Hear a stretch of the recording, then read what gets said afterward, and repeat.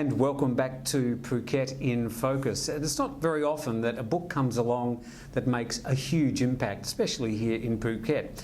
But that's about to change because this book, A History of Phuket, is now out and about. The writer is Mr. Colin Mackay. We have him in the studio. Colin, thanks for joining us. Thank you. What on earth drove you to write The History of Phuket?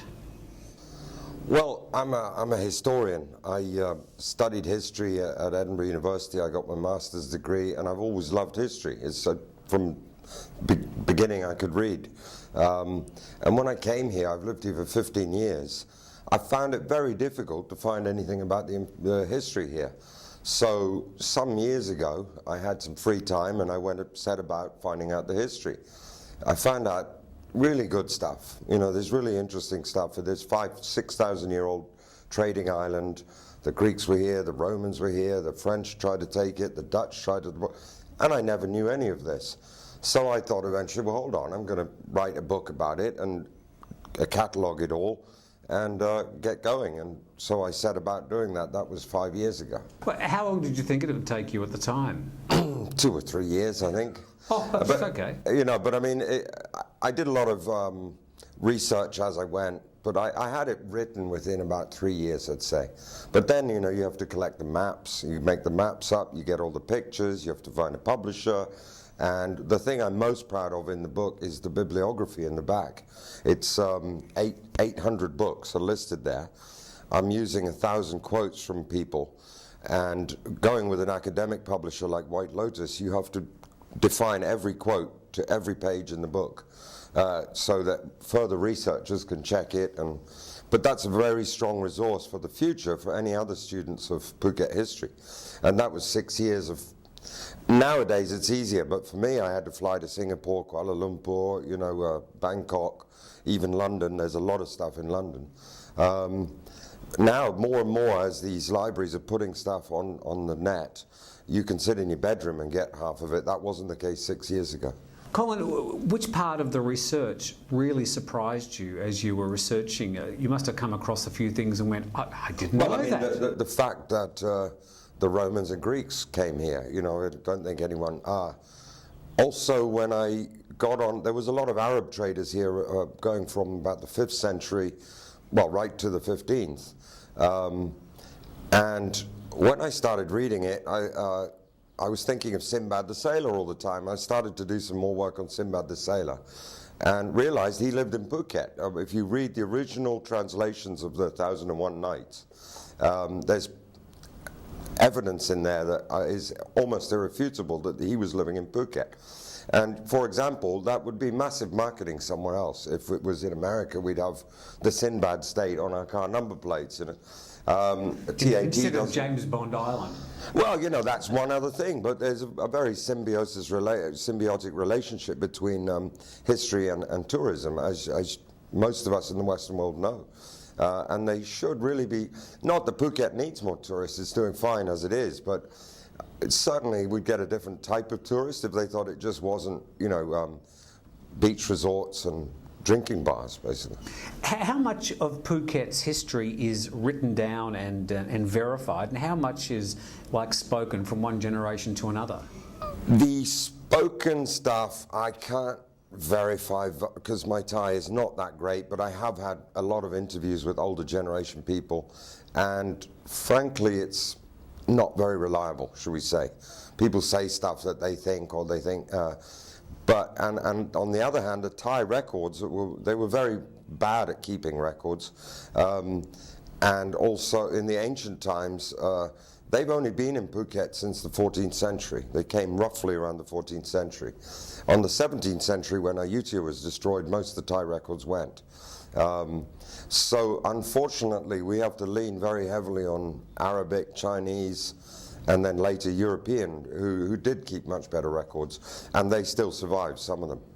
One of the parts of Phuket's history that just about everybody knows because they come past it on the way to anywhere on the south of the island is the Heroines Monument and the two sisters. How much of that story has sort of grown almost out of proportion into almost being a myth, and how much is really true? The fundamental story is quite true. What they don't tell around the side is the fort did hold out against the Burmese, and Lady Chan, who's the older of the two heroine sisters, she did lead the people. Women have always had a very leading position, in, even today. I think there's more women CEOs in Thailand than any other country. More businesses are owned by women. Female Prime Minister. We've got a female Prime Minister. The senator for the island is a female. The mayor of Phuket town is a female. They've always been very strong here, mainly because of the small population. And she did lead them, and they were very brave. And they did hold out because they had a lot of cannons and the Burmese didn't. And the Burmese eventually left after a month because they'd run out of food. And it was in a way a victory. But if you look at the facts, that they destroyed the rest of the island. They stole anyone who wasn't in the fort to sell as slaves. They uprooted all the crops. And even the remainder who were in the fort, a lot of them starved to death after. So it was a pretty Pyrrhic victory, but it was a victory nevertheless. A few years later, the Burmese came and did take the island and did burn down the fort, and we don't hear about that. But, you know, it's good to have heroes or heroines, right? It seems to me that one thing that really typifies Phuket is just the different people that have come and gone over the years.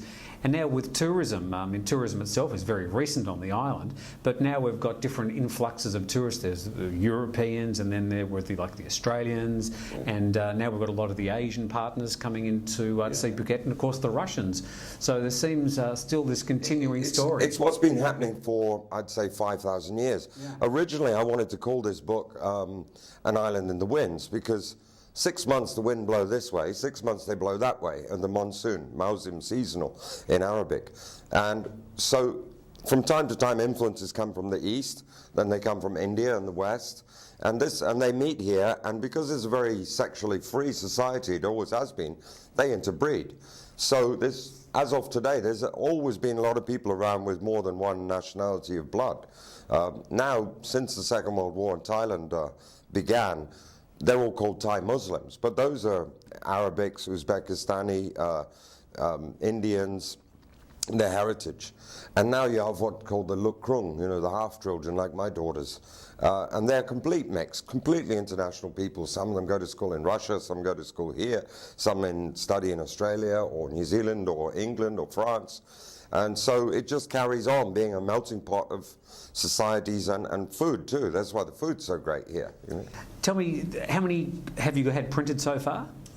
We did a first print run of this hardback, limited just to 2,000. Actually, I've sold more than half in a week, so no, 2 weeks. So we'll be printing a lot more in softback, paperback, shall we say. Those of us watching this interview, we'd like to know where we can get a copy. Where can we? Well, we're just, literally in 2 weeks, they're going so fast, we're having a hard time finding distributors in between selling. We've got into Sang Ho bookstores in all the Tesco's. I'm getting some of the more notable restaurants on the island to sell. We've got a booth in the boat show this weekend. And really, it's everywhere I go, people go, Colin, I want to get one of these books, or we need 5. People who know me are coming up saying, oh, they wanted some books, and they're just moving like hotcakes. Well, let's hope you sell thousands, because you put a lot of time into it. Obviously, you enjoy doing it, but it's great to be rewarded for probably what will become a seminal work for people in the future. Congratulations on doing a great book, and we look forward to finding more of the stories out as we all read it and enjoy it. Congratulations, and thanks for joining us on the program. Thanks very much, Tim. Colin Mackay on Phuket in Focus. And it's always good on the show every week to speak about the brand new Phuket news. It's hit the newsstands, and here we have this week's copy on the table. And we have the managing editor, Mr. Simon Ostheimer. Welcome to the program. Thank you, Tim. Good to be here. First program. Yes, indeed. Scary. This is a big issue this week. We've got a special advertising cover, but the first and the biggest story is, I think, a story we're probably going to see a bit more of this year. The headline says, taxi drivers, no bus. Yes. It's just going to keep on going. Are we ever going to get a regular bus service on the island? It's a story that's been dragging on for many, many years, and it sort of goes back to Phuket's failure to establish a proper public transportation system in years gone by. So this story is to do with the new proposed airport bus, which is meant to be running down through the west coast from the airport. And the local tuk-tuk drivers have said they don't want it, and they've made warnings that last time someone tried to introduce a bus service, the driver was injured and the bus was damaged. And we don't want that to happen again, of course. But we desperately need better public transport, because almost everybody leaves the island going, oh, if only the island had decent transport.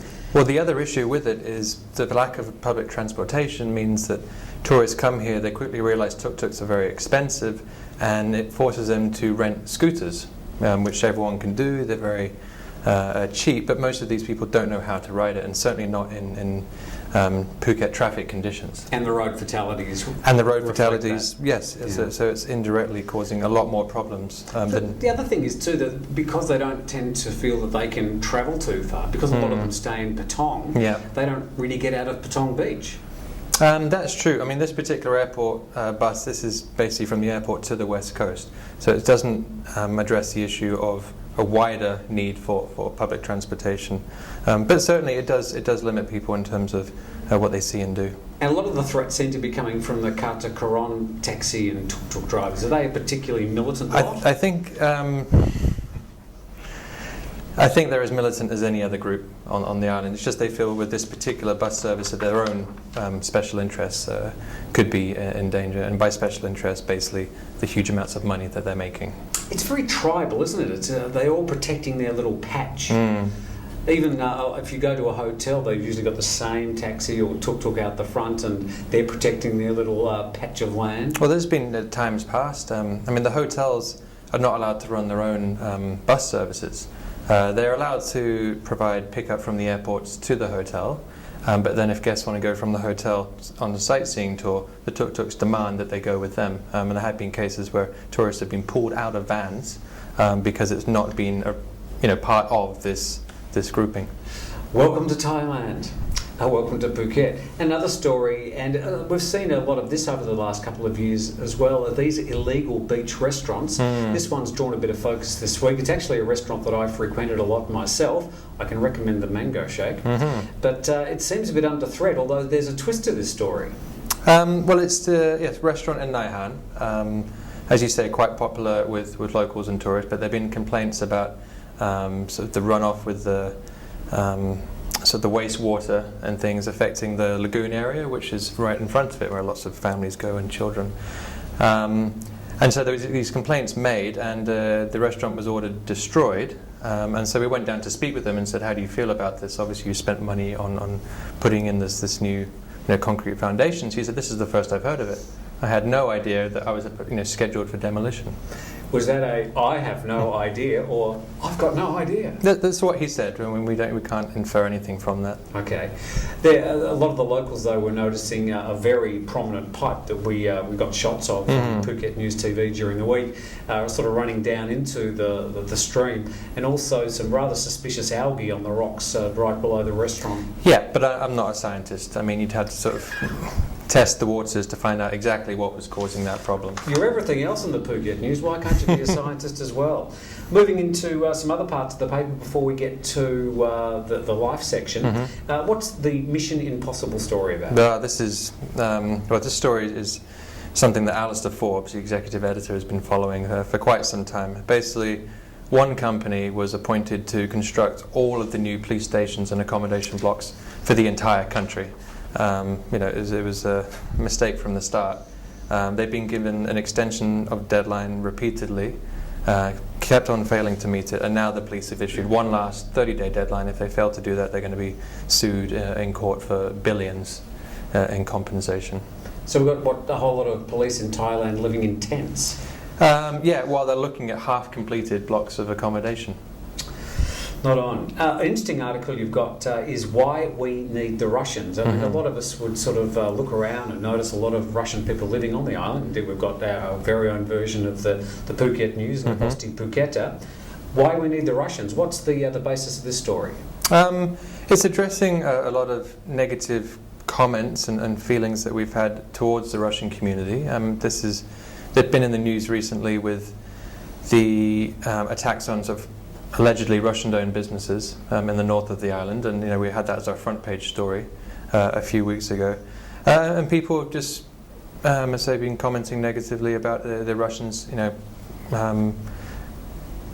as a tarring all of the group, I guess, with the same brush. We kind of wanted to make the point that the Russians are just as important as any other group of international tourists. Well, clearly they're contributing a lot economically to the island. Well, the sheer numbers, you look at they're in the top 3 of arrivals to Phuket, top 3 of tourist numbers. It's them, the Chinese, and the Australians, and the Koreans are not far behind. So there's such a large proportion of tourist arrivals that it's a market that you can't ignore. So with this article, we're basically addressing some of the complaints, and we speak to people who do deal with Russians, selling them villas and car rental services and things to sort of get people's reactions. So it's a balanced article, but we're hoping, just to kind of address some of these maybe unfounded complaints. I imagine if the Phuket News was around 10 years ago, the article may have said why we need the Australians. Yes.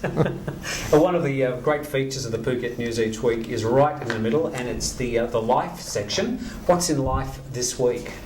Well, as I like to sort of make the point, life is something that we don't put this content online. It's only available in print. The news and the sport, yes, you can read those stories on the PhuketNews.com as well. So we put a lot of effort into this, and interview local personalities, and I think it's a lovely read for the weekend, and it's something, it makes it worth picking up for just 20 baht. Sure. So the cover story, as you can see here, is these 2 twins, Ta and Tu. They're very talented. Ta and Tu. Ta and Tu, and basically twin artists. So it's kind of an interview with them about how being twins kind of affects the art that they create, and their experiences of being artists in Phuket. So they're both of a creative bent. Yes. Yeah. Exactly. It's interesting because I know quite a lot of identical twins, and sometimes you get I don't know any. You must be moving in different circles. Yeah. But they can sometimes be almost identical in their mannerisms, and of course their look, and their interests, and the sort of partners they like and everything. But for example, I know a set of twins, I was going to say 2 twins, a set of twins, and one is gay and one is not, which is very unusual for identical twins. But anyway, this is a great story on the front. And what else is in life just before we finish? Well, a couple of other things I'd like to put out is Jada Ponlid. She's a local chef/artist. Have a bit of an artistic theme this issue. And her food is actually sold all around the country, and she's even had requests to send her meals abroad. I mean, you just have to think of the logistics of this. Isn't issuing just a recipe or a how to make. This is actually her making food and then shipping it off and putting it on planes. So an interview with her, very interesting lady. And then we have Jamie Monk as well, who's a kind of well-known blogger on the island. And very well-known. And he's done a lovely little piece about this place called Lam Sai, which most people would never have heard of. But it's up in the northeast and quite remote, and just sort of a slice of Phuket, how it used to be. I've often tried to get Jamie on to first the radio program and now on the TV, and he says, no, I've got a good head for radio, and I don't like being on radio, so I don't think we're ever going to see him. Yeah, he's a bit media shy, but he's not afraid to get himself out there in terms of his writing. Yeah, great guy. Well, the Phuket News out now, and only 20 baht, and I'm told it's available at 600 outlets around the island. 600 plus. Name a few.